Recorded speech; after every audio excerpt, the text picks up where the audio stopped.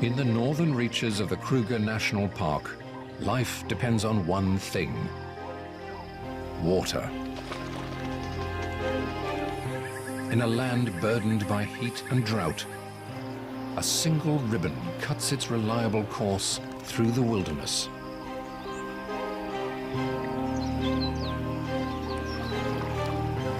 It's a lifeline to all creatures, great and small. In the height of the dry season, everything must come to the river.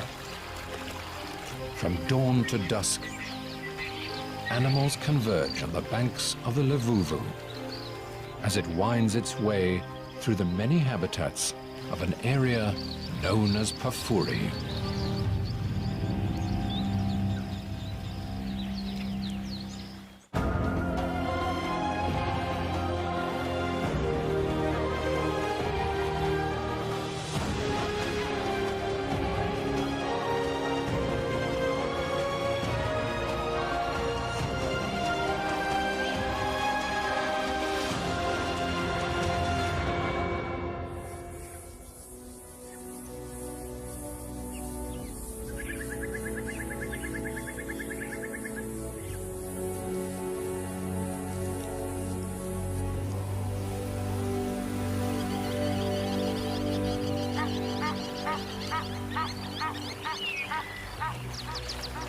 On a sandy riverbank in the far north of the world-famous Kruger National Park, a white-crowned lapwing strides through its territory. He and his mate control half a mile of riverbank. It's the height of the dry season, and the water level is at its lowest. The best time for nesting on the sandy banks.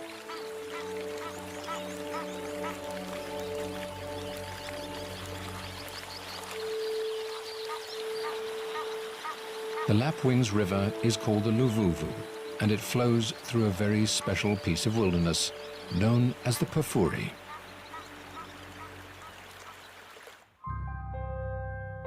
Situated in the northeast of South Africa, Kruger National Park covers some 7,500 square miles. The Pafuri lies in the most northerly reaches of this expanse. It's sandwiched between two rivers, the Limpopo to the north and the Luvuvu to the south. When they break their banks, they nourish a great floodplain that covers much of Pafuri.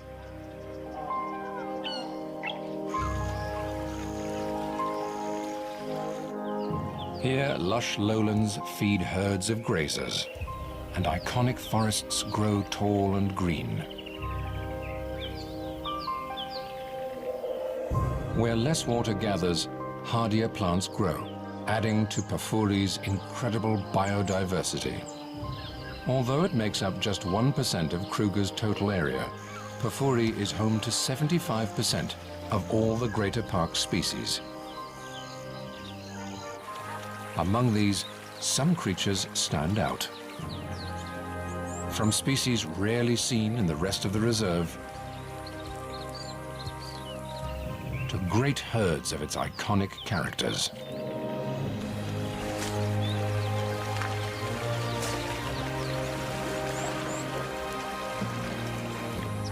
But above all the others, it's Pafuri's birds that set this place apart.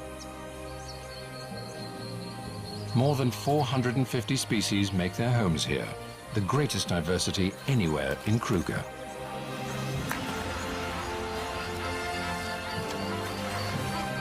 For many tropical African species, this is the most southerly extent of their range. It's midwinter and the height of the dry season. After a protracted drought, the Great Limpopo River stands dry. But the Luvuvu still flows, making it a busy watering point for birds and animals alike. And the lapwings have done well to secure a spot on the banks. For almost all wildlife, each day includes a trip to the river during this trying time of year.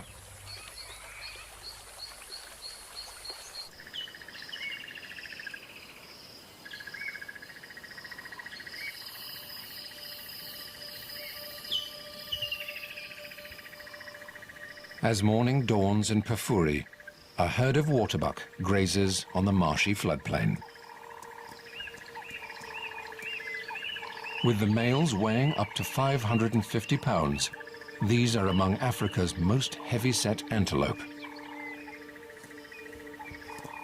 They fuel their bulk by feeding on the most protein-rich grasses and herbs they can find. And during the dry season, it's the floodplain that provides. All this protein builds up a thirst, and waterbuck are among the most water-dependent of all antelope. As the day heats up, they'll move down to the Luvuvu to drink. If not for the river, they couldn't survive here through the dry season.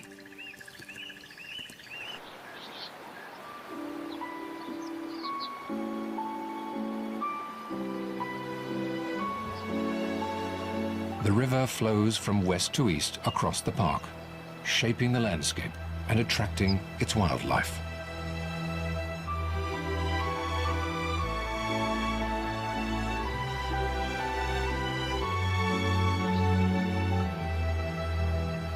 Here in the west of Pafuri, it's carved a deep canyon through the rock.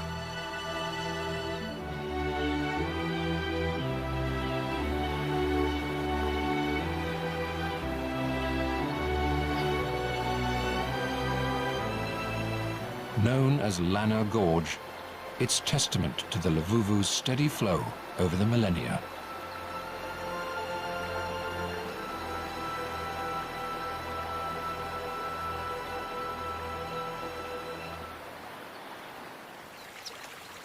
Further downstream to the east, the rocky sides give way to sandy riverbed.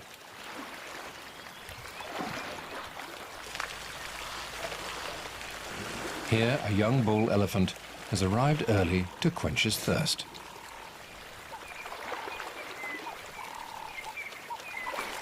Pafuri, with its perennial water sources and green growth, is famous for its resident elephant herds. But this bull has left his herd, and for now he leads a more solitary existence.